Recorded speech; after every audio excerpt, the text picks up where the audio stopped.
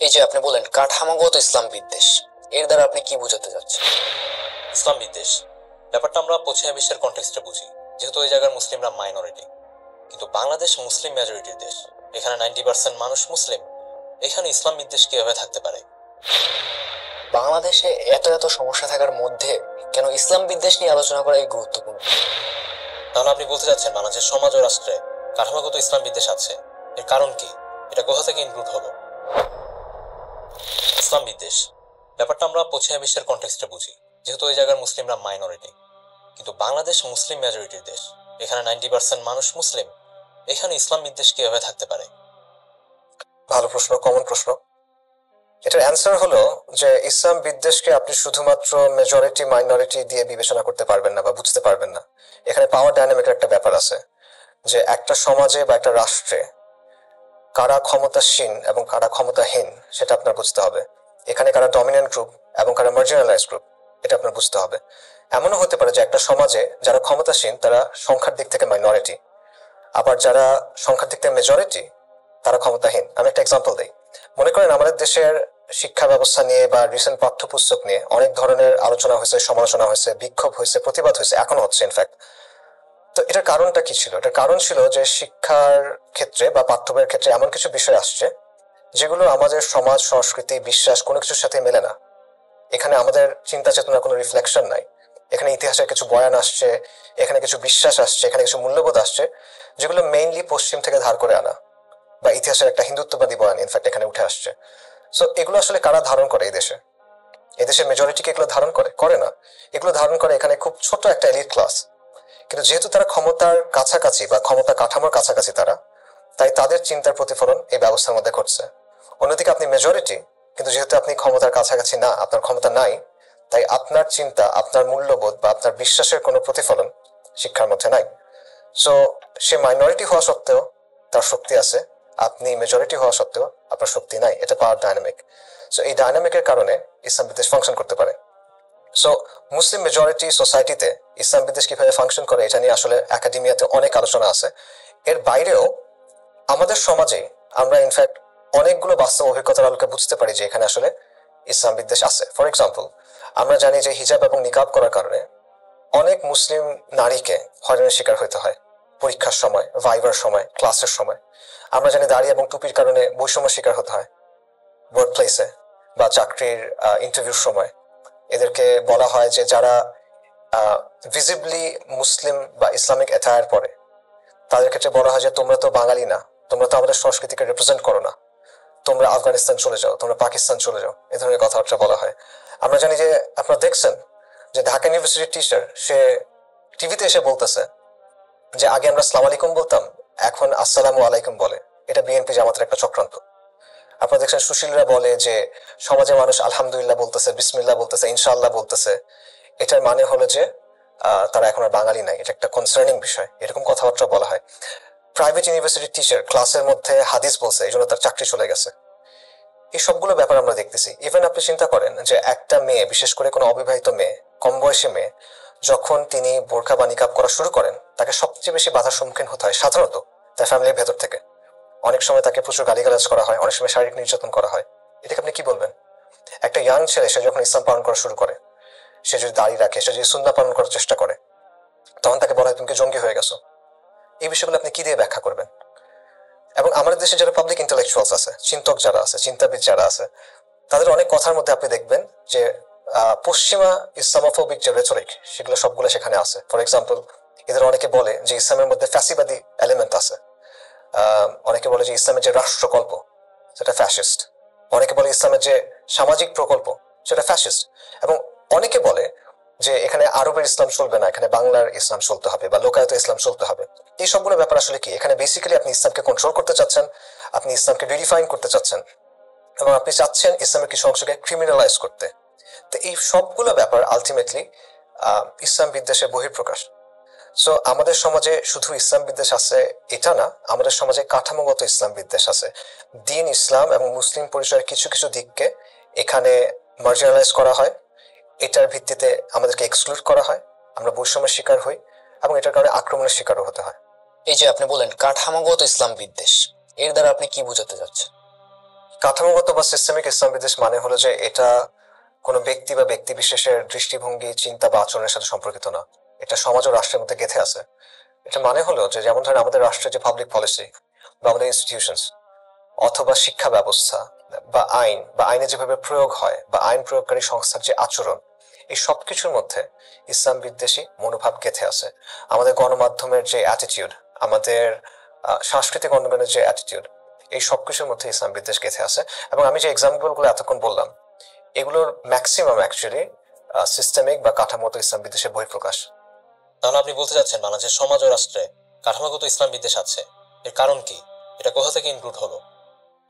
এটা বেশ কিছু কারণ আছে। একটা কারণ হলো বাঙালি যে পরিচয়টা আমরা গ্রহণ করছি বা বাঙালিত্বের যে ধারণাটা আমাদের সমাজে এখন আছে, এটা তৈরি হয়েছে ইসলামকে এক্সক্লুড করে। বাঙালি এই পরিচয়টা তৈরি হওয়ার পেছনে দুটো খুব গুরুত্বপূর্ণ ইভেন্ট আছে। একটা হলো বেঙ্গল রেনেসা, আর একটা হলো গত শতাব্দীর বাঙালি জাতীয়তাবাদী আন্দোলন। বেঙ্গল রেনেসা ছিল 18th এবং 19th সেঞ্চুরিতে মূলত কলকাতা কেন্দ্রিক একটা আন্দোলন, সামাজিক এবং সাংস্কৃতিক আন্দোলন, যেটা মূলত ছিল উচ্চবর্ণের হিন্দু এবং ব্রাহ্মদের। তো অবভিয়াসলি তারা যে বাঙালি আইডেন্টিটি তৈরি করছে সেটা ছিল হিন্দু এডজেসেন্ট, এখানে ইসলামের তেমন কোনো জায়গা ছিল না। এবং এটার বহিঃপ্রকাশটা কেমন, এটার একটা এক্সাম্পল দেই। আবুল মনসুর আহমেদের একটা বিখ্যাত বই আছে, আমার দেখা রাজনীতি 50 বছর। সেখানে উনি বলতেছেন যে যখন ব্রিটিশ বিরোধী আন্দোলন হচ্ছিল তখন হিন্দু এবং মুসলিমদের রাজনৈতিক ঐক্যের কথা আসছিল।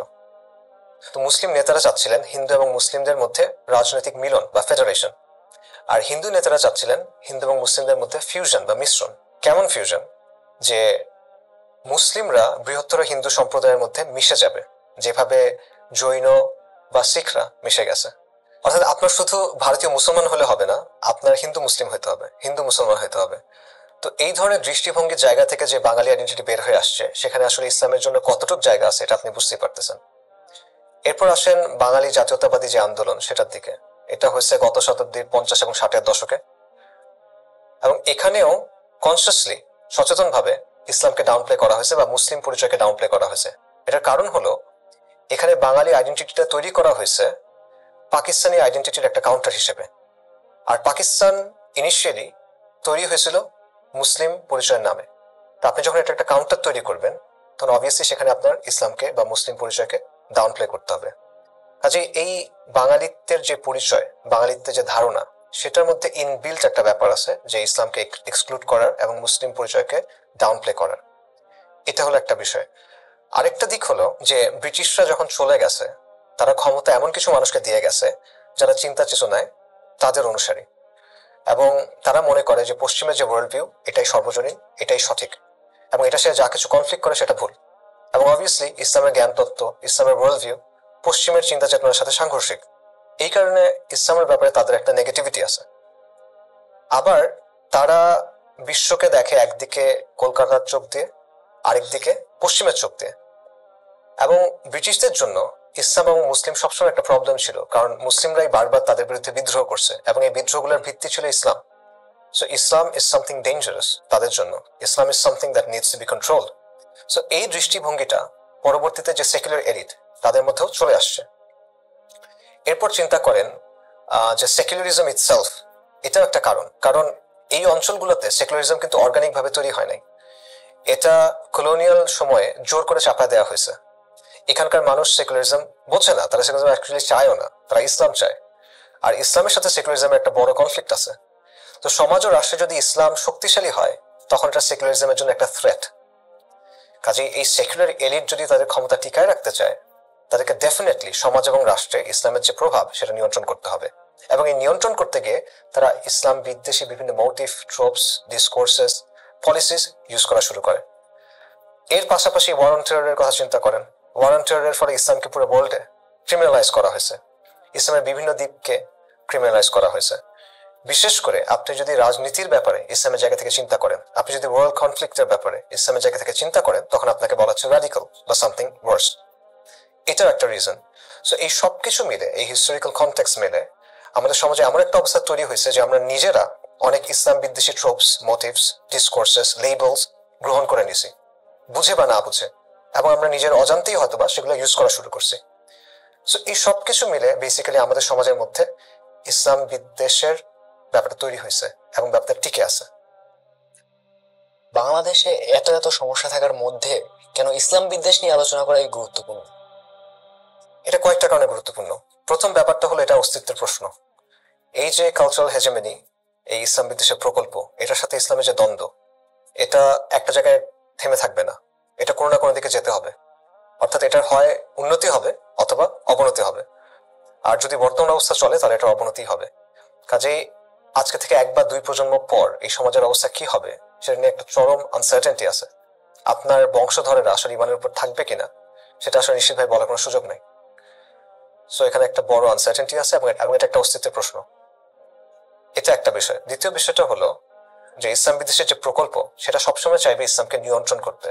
একদিকে সে ইসলামের কিছু অংশকে বাতিল করে দিবে, কিছু অংশকে ক্রিমিনালাইজ করবে, বলবে এগুলো অপরাধ, এগুলো বলা যাবে না, করা যাবে না। অন্যদিকে সে চাইবে ইসলামের একটা গৃহপালিত ভার্জন তৈরি করতে। তো এটা বেসিক্যালি ইসলামের বিকৃতি ঘটানো।